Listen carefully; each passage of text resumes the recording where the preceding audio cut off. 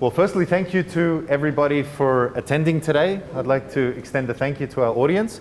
A thank you also to our esteemed guests. And in particular, I'd like to thank the GX Council for hosting this. So a few words about GX. GX is a framework of global collaboration created by the Emirates Government Service Excellence Program at the Prime Minister's Office. I'm sure you're all familiar with that. It aims to unite government decision makers, global practitioners, and innovators to re-examine and redefine government experience for the present and the future. So the GX Customer Councils, so part of what we're here doing today, is a platform that facilitates communication between the federal government and customers in the country. The program focuses on collecting customers' views on government services through focus groups, surveys, and discussions such as the one we'll be having today on how to improve government services and provide optimal customer experience. So this is a topic that is near and dear to my heart, certainly to the guests that we have here today, and certainly to all of you as well. And what we're looking at discussing today is the idea of technology in the disruption and in the enablement of customer-based services. So a little about me, and what I'd like to do is introduce myself as the moderator, and then we'll go along to introduce the guests with us. So who am I? My name's Petar. I'm a partner and practice lead of innovation and future strategy at a company called Black. And while the rest of our team builds world-class corporate identities and we do work to reimagine companies, I hold a very different role. So I have the job of leading innovation and future strategy within our organization. And what I get to do is work predominantly actually with the Dubai government to solve some of the complex innovation challenges that they have. And together with our public policy team and our creative team, I get to help organizations such as the government and the public sector to imagine and shape new futures. And so because of that, the topic that we have together with our guests revolves around customer experience. And it's a particularly important topic. And I would say it's an important topic in light, in particular, of course, of the recent pandemic. And one of the situations there is the distance between us as customer service providers and between the people that we're providing those services for has become ever more distant. So one of the challenges has been how we provide that service in the digital domain. So we're exploring the idea of technology as a key enabler. And what I'd like to do first is to ask the audience this question. So I'd like to ask it at the beginning. We'll ask the same question at the end. And the question is, by show of hands, do you believe that technology is the key enabler in the delivery of government services? So is technology the key enabler? So let's have a show of hands. Who believes that technology is the key enabler? So we have 1, 2, 3, 4. Okay. So let's have a discussion and let's come back to that.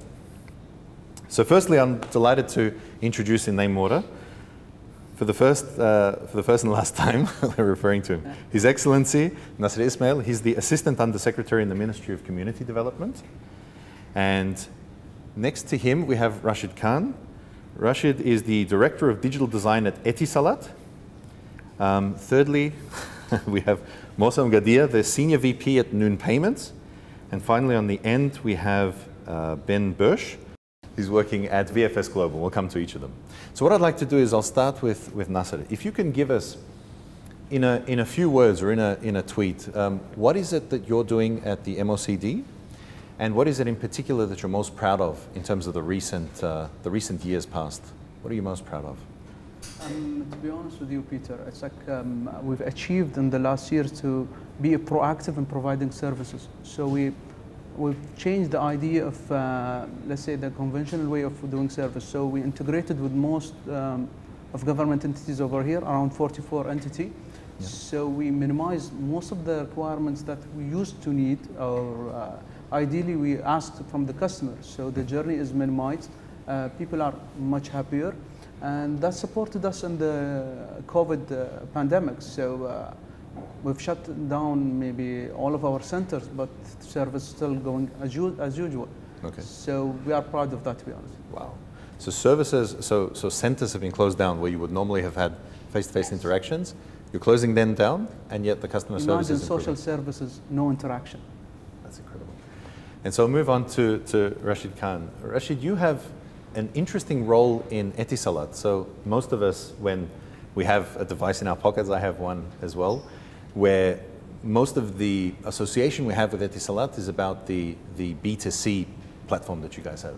But you play a very different role in Etisalat in providing a B2B service. Tell us a little bit more about that, and tell us how that service has perhaps changed and how you've adapted to this new climate. Sure. Etisalat Digital is a B2B organization focused on working with transformation projects for the government as well as large enterprises. And more recently, what we've tried to do is shift from being a technology or a product-centric organization to being more design-led and trying to focus on end customer insights to kind of build and bring that value back to our clients in a way where it fits better with their needs. And of course, just the insight themselves is a really rewarding experience for our clients. We've had a great opportunity to work with public service as well as sectors across education and healthcare, retail, banking, and finance. It's been a very, I would say, a very rewarding as well as a great learning experience for us as well. And we're really excited to continue working in that space. Wonderful. So next down the line is Mosam Gadia. You're the Senior VP at Noon Payments. Tell me, how has the payment infrastructure that you guys support within Noon, how has that enabled the changes that Noon has made in their business to be able to better serve their clients over the last time? Yeah, so at Noon, what we have always built from beginning was to serve both the side of the commerce, which is the consumers and the sellers. So over last, I would say 2 to 3 years since Noon is live, we launched a lot of local services which were not only required from a consumer need perspective, but it became very amplified when the COVID started because people just could not go out. So not only were we serving the horizontal needs, but we started doing something called daily, which is serving your milk and your fruits and vegetables in a very quick and a speedy manner with high quality and reliability. And that is something that we invested a lot over last 1.5 years as a platform to build and serve the market. That's across the consumer need. When it comes to digital payments, what we realized is because of the pandemic, obviously every single business wanted to go online, right? And obviously that infrastructure was to be built because our payments was to serve the enterprises. So we quickly migrated to building stuff that the SMEs needed, faster onboarding, free sort of setup fees. It's a big cost for somebody to pay a one-time fee to set up their online shop. So we waived all of that, and we continue to build features for the small guys to integrate easily. Just to give a very small example, for somebody who runs a single shop or a 2-shop business, it's very hard for them to have a deep integration on a website. So we gave them capability to, even if you don't have a website, you can send a link via SMS or email to your customers and collect the payments. And that was very widely accepted by the merchants whom we onboarded during the period. So obviously, these are some of the things that we are proud of building to serve the consumers and the merchants in the market alike. Interesting. What I'm getting so far, and it'd be interesting to see what the audience is thinking, what I'm noticing from the first 3 panelists so far is that what the work has centered around, particularly in the last year, I would say, in the course of the pandemic and now its recovery, is lowering barrier to experience, right? So finally, let's come to Ben Boesch. You're the Chief Digital Officer at VFS Global, and I have a personal experience of having worked with your team. I was in a critical situation where I had to get to China within 48 hours, so it was a short-term call. And I understand that that's not a service you provide today, but I was shocked at how quickly that happened. What I'd like to ask you is, how has that service changed from 3 years ago, the experience that I had? I would imagine that it's improved. How has it improved, and how has digital played a role in that? Great question. Thanks for having me. We were hit quite hard by the pandemic, right? As an international airline, at some point we hardly had any business last year. Luckily, it has recovered. The customer behavior has changed. What hasn't changed, and probably has even accentuated, is the amount of customers that are in a similar situation like you, that need a visa on very, very short notice. And we have established a new service called Visa at Your Doorstep, somewhat similar to what Noon does with Now. We come to our customers' location and take the biometric data and also your documentation to accelerate the process and add convenience.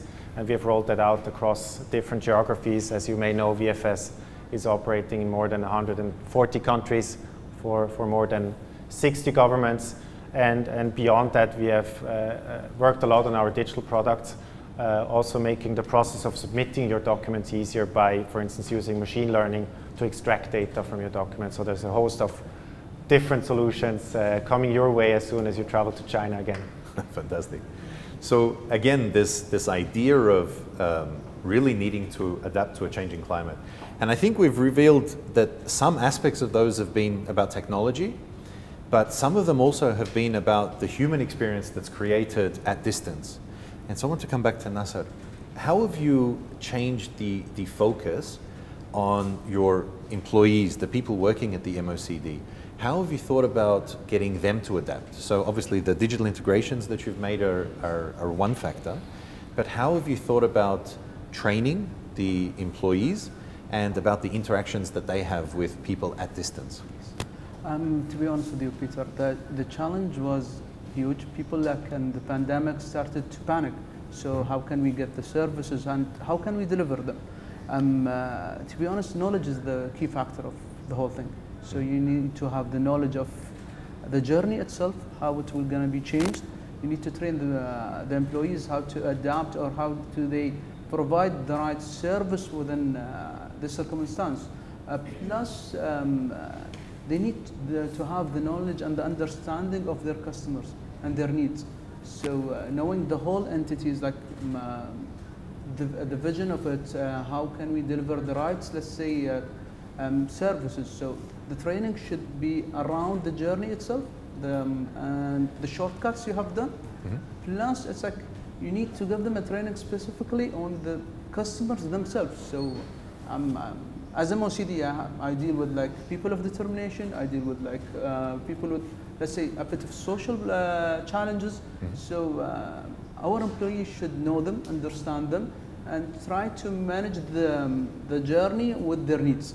So it's like you need to match both things. So technology, as you said, it's a shortcut, but mm-hmm. you need to alter it as you need. So in the end, the journey should be controlled by you, mm-hmm. and it's matched the need of the people. So it's interesting that you mentioned here the fact that the onus has been placed back on the journey. And it's something sometimes I think we can get away from, where the focus has been, and we were discussing just before coming on stage, the idea of technology and the idea of adapting all of these new and interesting technologies. I mean, Ben mentioned machine learning, and we've had in other cases algorithms that have been created out of users. But sometimes a lot of the focus is on technology for the sake of technology and not technology as it serves the need. But I want to ask a different question. I want to ask this to all of you who can give me a short response. We've talked about the disadvantages that have been created. Obviously, in Ben's case, he's in the unenviable position of having had to issue very few, if any, visas in his time. So it's obvious how the challenge of the pandemic has mapped to his business model. But I'd like to ask all of you, if we take a totally counterintuitive approach and we say, how has the pandemic actually helped businesses? Could all of you give perhaps in a different way, potentially looking at how your business has been served? So I'll start with you, Rashid.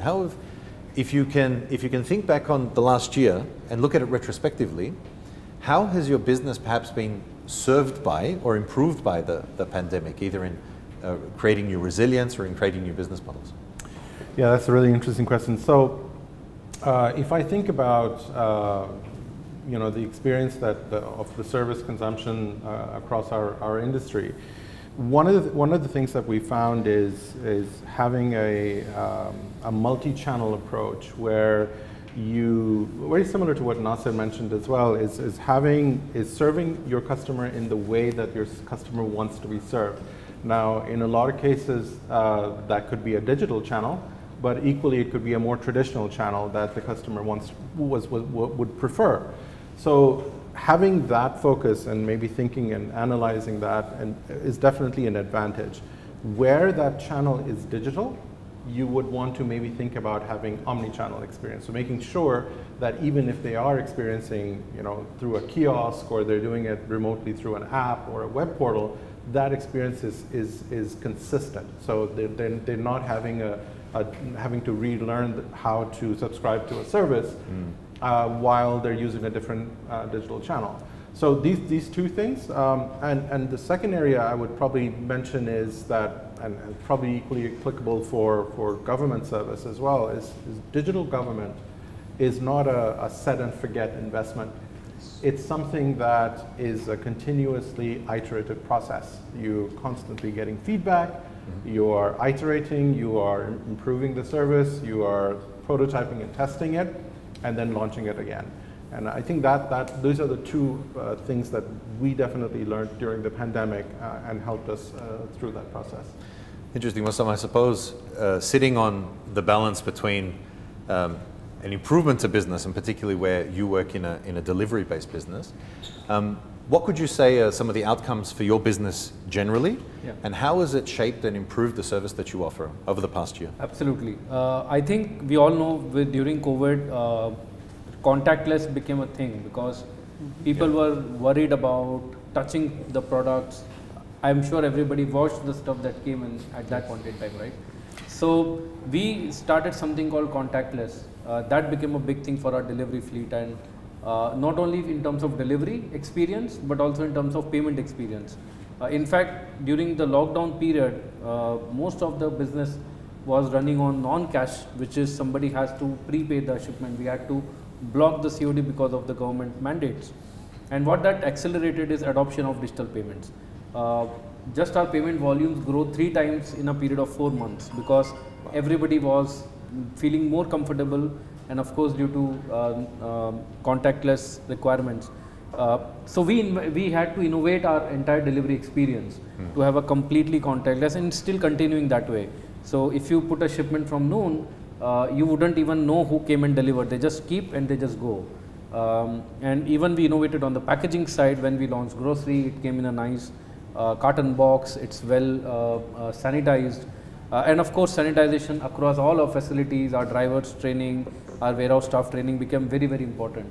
So these things actually helped us in a way because we adapted and were able to serve the increased demand that we were seeing during the pandemic, and it is continuing that way. And also, of course, in the payments arena, it helped us build more and more capabilities for consumers to be able to pay us in a very seamless way without having to worry about the virus. Staying on this topic, what we're noticing, and certainly this is being led by the Chinese. So when I got my VFS Global visa and managed to get to China, what I noticed there was they have quite an interesting perspective in customer service. So for example, I couldn't survive without downloading WeChat. And once I downloaded WeChat, what I realized was that in the very short time that I was there, I was able to adapt to an infrastructure that they had where everything is done on WeChat. So even from buying some food on the side of the street, which I was advised not to do but did anyway, from even within the hotel, the same infrastructure was used really across many different services. So I suppose the question is to Nasser, and we'll come back to Ben because I know he has some thoughts on that. But on this point, is the government exploring verticalizing or bringing together a lot of the different services? I mean, we have the beginning of that with perhaps Smart Dubai, in the fact of bringing 25 different services together. But how is the government looking, and how are you interacting with government entities to try to bring about something like Kareem's Super App, but for the population of the UAE? To be honest, Peter, the vision in UAE to provide the best service to our citizens. So we have the digital, let's say, unified icon, which is UAE Pass, which is most of the government are integrated in.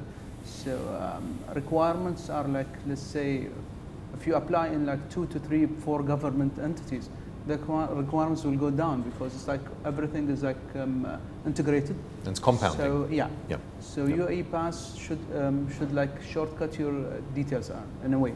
And we have the government service pass under the TDRA. They run it. For us as a ministry, we are part of the team, we've connected with 44 entities to provide our services. I'll give an example. We give like some compensation on the electricity bills to our customers. Usually, let's say the normal way was like to have a letter from the ministry and then go to DIWA or FIWA or any utility entity and get this compensation. Now it's like integrated, hooked. You will never feel it. It's a seamless experience for them. So the letter doesn't come to the person; it goes to the entity directly. Directly. Right. So without even sending it, the system reads API to API, and that's it.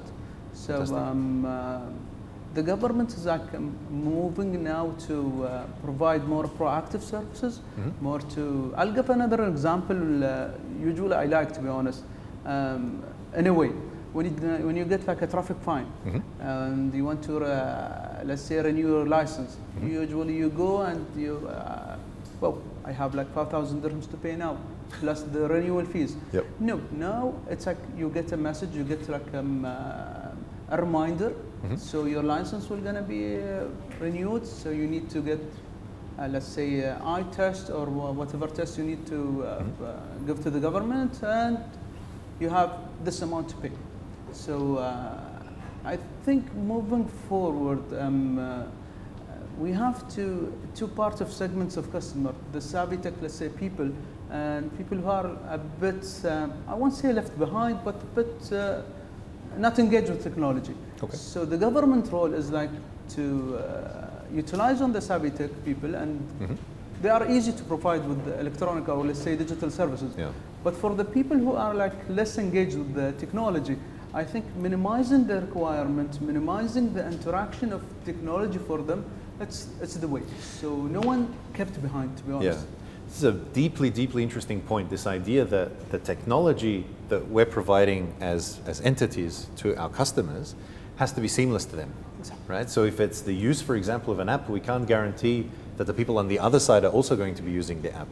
And so I think that's a really interesting point there about making the technology seamless. The technology works in the background, but the needs of the customers are being served without them seeing it. So to come back to Ben, because I know that you had something there that I wanted to poke into. So obviously business for you in the height of the pandemic was a challenge, but did it give pause to reflect on the business model that you actually had? And how did you spend that time to actually reflect on delivering a better service? It's a great question. I think we have to look at two sides. One is the employees, right? We suddenly had a lot of employees who were actually idle, right? Yeah. They simply had nothing, no work, right? As opposed to my team that is constantly building products. For us, it was actually a boon because we suddenly had so much or so much less operational noise that we could really focus on building products rather than fixing the ones that are live already. And we could also pull in additional expertise from colleagues from other departments and actually help them understand our product. And a great example is we actually built a new product during the pandemic. We realized that finding the appointment for a PCR test at the right time is a big challenge. Actually, not in the UAE. I have experienced other countries. I think the UAE is probably the best country in that regard in terms of accessibility, but also in terms of price. In many other countries, you pay 5 to 10 times as much for a PCR test. And based on that friction, we built a test booking platform that provides access to labs in more than 40 countries to book PCR tests. And that wouldn't have been possible had we had the operational noise pre-pandemic. So we took this opportunity and actually built a new business, and now have crossed, I think, 100,000 tests booked through that platform. It's true, actually, for us as well. We, in the height of the pandemic, what we felt was that it was an important time to reflect. And so what we did at Black, we took the 2031 AI strategy. And one of the things we were finding was the challenge that technology was less of an enabler when people weren't understanding how it might perhaps be applied. So we built an entire initiative around that together with Area 2071 and a law firm, and actually brought that out. So we used the quiet time in our way, hopefully as effectively as you guys did it at VFS. I want to come back to Rashid, because there's an important point that comes out here from all of the things that you've mentioned. It's interesting how the experience that you have with the customers and with their needs, and particularly, Nasser, in your case. How do you elicit the challenges that are being faced? So to Rashid, when you're working with B2B customers, actually, you're working almost in a B2B to C. So you're helping the businesses to help their customers. So how do you actually bring about or elicit those needs out of those customers? It's almost like you have to do the thinking of the customer for the business. Absolutely. So can you tell us a little bit more about that process? And I think there was a case that you had that we were discussing offsite. Yeah. Maybe you could bring on. Yeah, so it's a very good point. So I mean, when we work with either government entities or other large corporates, where, as Peter mentioned, it's a B2B to C. And what we bring when we say end customer insights, we're really talking about the C element. So we're bringing those insights to our client, which is another business or a government entity. There's an interesting use case. There's a little story that we had recently with a public service company here in the UAE, and it was a call center.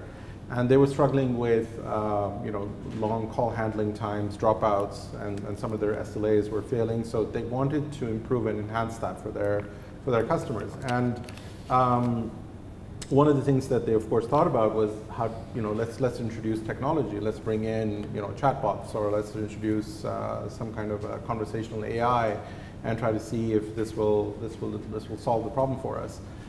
So before we jumped into that, we wanted to maybe try to identify what was really going on, and we found that there was a small segment, maybe 18 to 20% of these calls that were really drawing the SLA down for the entire entity was really focused on one particular demographic. It was for the elderly.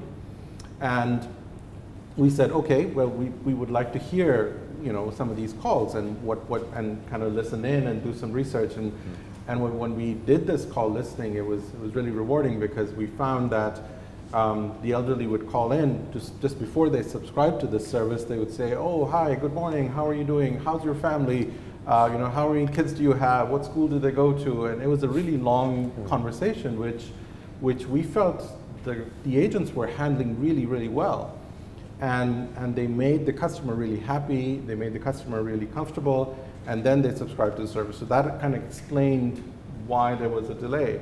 So I guess about measuring KPIs and SLAs, I guess we really need to evaluate what it is that we're after, and specific to certain services. So, how does it address a specific need? Does it make the customer happy? And yes, you can plug in things like sentiment analysis, right? You could have bots analyze the tone of the customer electronically and evaluate that as a KPI. That would be a really wonderful KPI to monitor.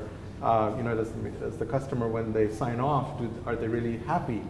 So as opposed to how long the call took. So I think, as you mentioned, Peter, eliciting this insight from the end customer was invaluable information for our client. And it helped them understand, maybe to readjust some of the KPIs that they were setting for their call center agents and reevaluating that. So for us, it was an amazing learning experience as well. Mosam, you gave the idea of how the contactless from payment all the way through to delivery came about. I think it'd be really interesting to dive into how the different verticals within your organization were able to come together to deliver a single seamless experience to the customer. Yeah. So how did that happen within your organization? How was the reaction? And I think what would be interesting for our audience here is, how did that process actually look? If you can give us a short account of sort of the challenge that came about and how you guys went on to resolve it, and then finally how you went on to deliver that service. Yeah, so I think just taking the example of how in the pandemic period, especially the first wave when everybody was at home stuck and we were the probably only open channel for people to order, or one of the open channels to order. So I think two key things played a very important role. Number one was connectivity within the organization and knowing the consumer and working backwards from there, right? So we actually started with, okay, given where we are today, what is that the consumer will like to have? What are we serving today? Is our product meeting the consumer requirements? And what do we need to adjust? So the approach was very simple. Go to the consumer, understand what they need, not in terms of a physical reach, but in terms of their actual requirements, and then build towards it. And thankfully, and you can call it by chance or by coincidence, we were building those capabilities anyways, because we were seeing it happening globally and something that we thought will be an amazing fit for this market. And that's when we combined what was being built, accelerated the path, put in more people from technology perspective, hired more people to do the deliveries, and of course work with the governments to make sure that we convince them that we are following all the required protocols, whether it is with respect to safety of the consumer, safety of the products, so on and so forth. So an entire machinery of actually our entire logistics team, warehouse team came together, huddled, took the guidelines, implemented across the floors, the vehicles, the training of the driver, providing the right PPs, so on and so forth.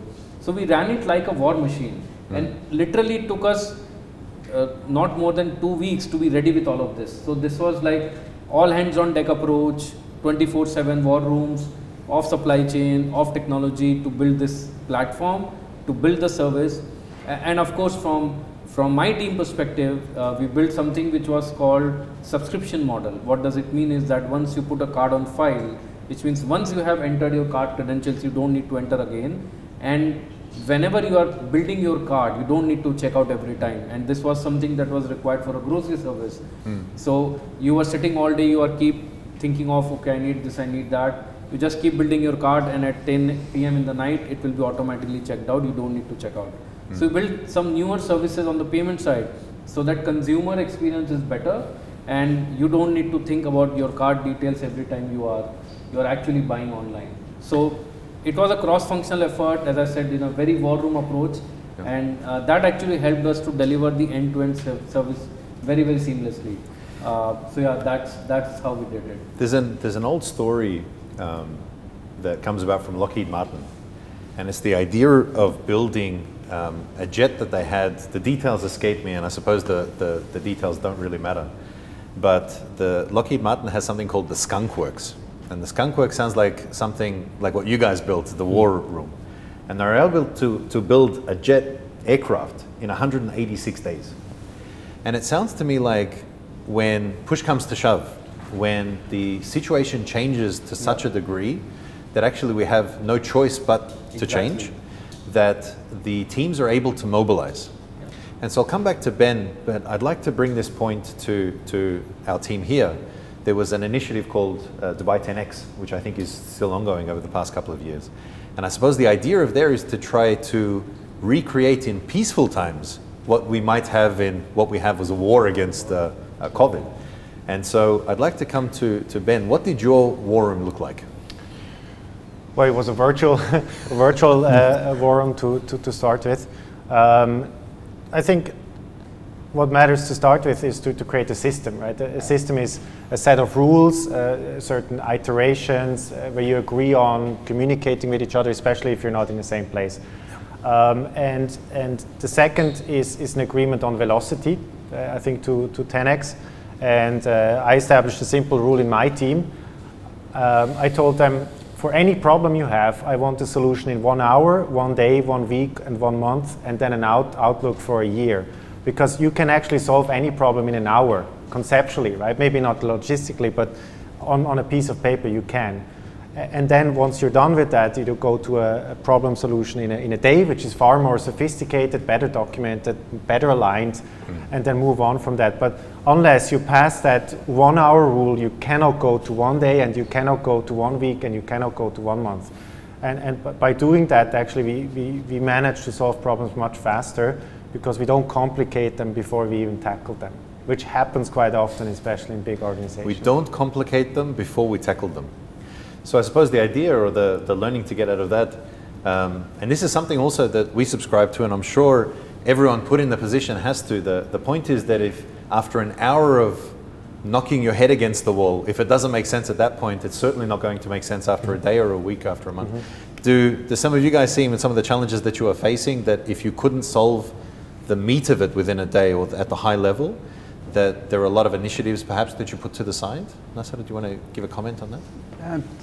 Honestly, if you can't solve it like within the right, let's say, framework of time, or let's say the time schedule that you have assigned, it's hard to solve it unless you approach it in a completely different way. So I think either you need to change the idea of the lab that you are in, or you change the, let's say, the brains who are thinking of the solution itself. So usually, most of the things that you don't solve in the right time, I think you need to either change the approach itself, or either go on and move on with like a better solution that would carry the situation along. I will add please, to what he said. I think it's very pertinent point you made. You know, one of the things that we subscribe internally when it comes to problem solving is that before you go to solve a problem, I think many times what we don't do is focus on the right problem statement.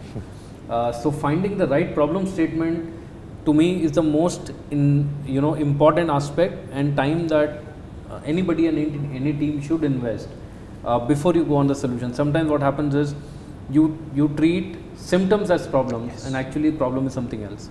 And I think during last 1.5 years, and even before, when we were building and scaling rapidly, we almost tackle problems big, small, on daily, weekly basis. And I think every time my feedback to teams, whether it's in the other departments or my own team, is come with the right problem statement. And when they did the exercise, often more than not, they would realize that, okay, actually they were going in the direction that was more symptomatic in nature and not really solving the problem for the long term. So I think that discipline of really solving the problem with the right problem statement is really important, and we many times miss that. I'd love to ask Rashid, because I know that you come across the question that I'm about to ask. You already have a smile on your face. I think you probably know what I'm about to ask you. How do you deal with a client who comes in and is adamant that the problem they think is the problem is not actually the problem? And the perspective that you have also, and this works for us as well in Black, the perspective of an outsider sometimes offers a broader perspective than the person who's in the trenches, you know, down there and dealing with the problem themselves. So how do you deal actually with helping customers to understand that situation about the problem, and how do you also guide them towards the actual problem that their customers perhaps are facing that they're helping with? Right. So I think we chatted before the discussion on this, is that I'm often in a situation where I tell the client that what I'm about to say might get me fired. So what happens is I think bringing end customer research is, I think, your most powerful tool. Is bringing the voice of the customer to our client is the most convincing way to explain to them what it is that they're trying to enhance. If they're trying to enhance an experience for a customer, a lot of times, there is no problem, and a lot of times what it is you're trying to amplify something that's working well. So you could equally be providing a great service, and the end customer insight could bring you a way to amplify that, and that is a great insight. So I think the key thing is when our client hears that this is not my opinion or our opinion, it's actually the opinion of your own customer, is the most powerful tool to convince them that that's really the what you should be focused on, and that is really the problem statement. Just on the previous topic we were talking about, I think we got some great insights from Nasser and Mosam as well. I think prioritization of the problems is another very important aspect of it. It's another way to focus on which problem to solve, is which problems for the end customer are most important or will have the most impact. And if you start with that, you end up having much better conversion. Absolutely. Or whatever it is that you're trying to achieve. One of the things, so I work perhaps on the other side of you gents. Sometimes we help to work with organizations themselves. And this problem of understanding the problem was, and appears to be so prevalent, particularly in what we call peaceful time, right? Yeah. In the time when everything is in steady state and everything is easy, sometimes it's the challenge that compels the greatest thinking to come up. And so what we developed was something called Think Fast, Decide Faster. And it was exactly to counter all of these things. And it's funny because if you look through the program on our website, it's pretty much everything that you guys are saying. So I'm glad that we're at least on somewhere there. But staying on this point of, in peaceful times, trying to come up with these radical disruptions or solutions, as the point indeed of Dubai 10X was, and then contrasting that with being thrown into the deep end, as it were, with you guys. How do you deal with, let's say, the stresses that might arise? So sometimes you have these challenges, customers are not traveling in the case of VFS, in yours, they're not able to leave home, so we have to find something. In the case of Rashid, perhaps a new paradigm is shifting. How do you deal with the team, and how do you mobilize the team together to be able to solve those challenges? So I'll open that one up for everyone. Yeah, let me go that. So, you know, we are not a very old organization compared to most of the big companies that exist, but we have been able to rapidly scale from pretty much zero in about 3.5 years, right? When I came in, Noon was not even a brand that existed. So we built everything from scratch. So point I'm trying to make is, there are times when we are scaling rapidly. There are times where we are preparing for the storm, right? Every year we have an event called Yellow Friday, which is our biggest flagship event, where we get almost 10x of everything, 10x the customers, 10x volumes, 10x business, right? And what we do is that we are preparing for that event. It's a 1-week event that typically happens in the Q4 of the year. But the preparations, whether it is supply chain preparations, whether it is our back-end system preparations, whether it is hiring the right people to handle the scale, so on and so forth, starts from a long time. Like you start the planning probably 6 to 9 months in the year.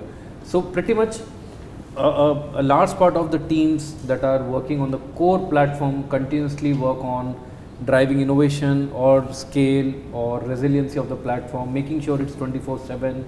But there's a SWAT team that works for the events, like peak events, where we get a huge customer traction. And I think the way it works, as you said, in the peaceful times, because those times are not peaceful for us at all. Pretty much we are awake 24/7. We start early and we plan, strategize, have a playbook in place. So we use this term internally a lot, having those playbooks for each and every scenario, so that you can keep modeling it till the event, make sure that things are in place before that, all the partnerships, your warehousing requirements, the fleet requirements, and then you make sure that the event is awesome for the consumers. Fantastic. So I think the right planning, having the playbook and the scenarios well built in advance, helps us to deliver in the not so peaceful times. Ben, the change in mindset from people in the last year, having had to deal with this, having had it so, the change in business model, the change in, obviously, in revenues, particularly in your case, I would say. I think of the 4 gents up on stage, I think your business was probably the most hard hit. Was there a silver lining? Was there a new team dynamic that's emerged out of this, a new way of dealing with uncertainty? Definitely, and I think to also segue from the last question, I think empathy was most important in this crisis, and it was interesting for me to see suddenly the context which my colleagues work in, because you saw their background at home. You know, it was kids running around and bookshelves. You know, you suddenly had much more insights into their lives, and you realize, you know, what keeps them busy, what keeps them awake beyond work. So that was, I think, a big plus, and also now shaped the team. It's ironic, no, that we were actually apart, but we learned more about each other. Yeah. Exactly. I think that's been an interesting one. Yeah. From a remote work perspective, from everyone's case, did you feel, this is a very provocative question, but I think it's worth asking, did you feel that you were still productive as a team, even though you were not physically together? And did remote work solutions still produce the desired outcomes from a value perspective? Just a very quick answer from each of us. I'll start with Nasser. To be honest, I think we felt it's like we are engaged more, to be honest. Like there is no time boundaries now, so no, let's say, even location boundaries. Yep. So you can meet the whole team, as maybe Ben said, you even notice things around their lives, so you get empathy with them, you get like productive meetings. Meetings are shorter because of like there is no, let's say, side talks now. Okay. So it's a very direct meetings. It's like productivity is much better. Okay. And something I want to add, actually, it's like you get like the people to be motive more to, so some of people have this boundaries against, like they can't talk out in meetings usually, so you get the opportunity to hear them more. So I think, yeah, productivity increased. I think even, let's say, time effectiveness, it's much better. So yeah, I think like having a combination between like physical meetings and, let's say, online meetings, it would give us like a better edge in performing and providing like, let's say, good results. Interesting. And I think the underlying context of the question actually, and I'll throw it to each of you, is this idea that ultimately, whilst we're all in the process of serving customers, perhaps some of our most important customers are the employees within our organization. So I think I'd like to sort of end towards the session. We've got another 5. To end the session by asking each of you, and I'll start from Ben and work our way down, of asking how, okay, if you had the year again, I know it's an unfair question to ask, but I'll ask it anyway. If you had the year again, in retrospect, having gone through all of the experiences that you had, of the things that worked, and in particular of the things that didn't work, what would you say is a single key learning? So Ben's under pressure because he has to answer first, so you guys have a little bit more time. Nasser, of course, has the most time to think about it. But just if you can summarize in about 30 seconds, I'll start with you, Ben. What's the biggest key learning out of all of this that if you do it all again, you do differently? I think I come back to my previous answer. I'd focus much more on the well-being of your employees. I feel that I did that, but there's always more you can do, because you realize when you're apart, how important that is, and that you can only multiply yourself and your ideas if you have employees that tag along, that are motivated, and that have a clear head when they switch on their laptops. Interesting. Mosam, Yeah. if you had it all to do again? Yeah, I think we would have probably accelerated some more initiatives that are probably still underway or still haven't yet reached the peak. If we had that 1.5 years again, probably we would have built more technologies from consumer perspective that probably went or came out live much later in the journey. So yeah, I think we would have focused more on a few of the important initiatives that are currently probably in the scaling stage that we would have loved to scale in last 1 year. Rashid, the same question? I wouldn't change anything. So I feel that some of the best ideas humans come up with is when they're stressed, when they're put under pressure. And I think our teams, I've been generally across, I felt that everybody was able to adapt and learn and innovate much more in this time, in this past year, and from the experience. I feel that that was a great learning exercise for all of us. So I wouldn't really want to change it. Has it built a stronger team as a consequence? Absolutely. And Nasser, finally to you, if you had the year again? If I had the year again, I think it's my colleagues actually answered it very well, to be honest. Having this year again, it would like focus on more technology. So the technology that serve actually the customers and the way that they really need, plus the people. There is a point that you need to engage your employee in the journey itself. You need to focus on them more. I think there is let's say the emotional part or the supporting part, the empathy part. Plus, you need to increase, let's say, the sense of positivity in them. So, with all the things that happen, people are less, let's say, more stressed, more, let's say, has a lot of uncertainty in their life. So, increasing the positivity in their life, I think, would affect more. Plus, what I noticed from the last year, positive people and increased motivation actually in their colleagues. Plus, they increased the morals in the team. So, focusing on like soft skills, positive, let's say, thinking between people, it would help. So I think key insights to draw from it, probably 3 big ones. The idea from Ben of the 1 hour, 1 day, 1 week, 1 month. If it doesn't pass the muster in a very short time, it's probably not going to. and the idea of qualifying and prioritizing ideas. I think from Mosam, the idea, really interesting idea of integrating services across different silos, we'd say, within the company that are not longer silos, they're actually now fully integrated. And I think the idea from Rashid that you mentioned about helping people to help customers, it's almost like puppeteering a solution and trying to figure out how to do that. And I think from Nasser, this final message that actually the customers within our organization, our own employees, are the key enablers for bringing forward the enablement of the community and the good work, of course, that the MOCD does for the social advantage of the people here. So in that summary, what I'd like to do, if we can have a show of hands for our panelists. Thank you. Thank you. So I'd like to thank all 4 of our panelists. I'd also like to thank our guests for attending. And in particular, I'd like to thank the GX and the GX councils for putting together these important sessions.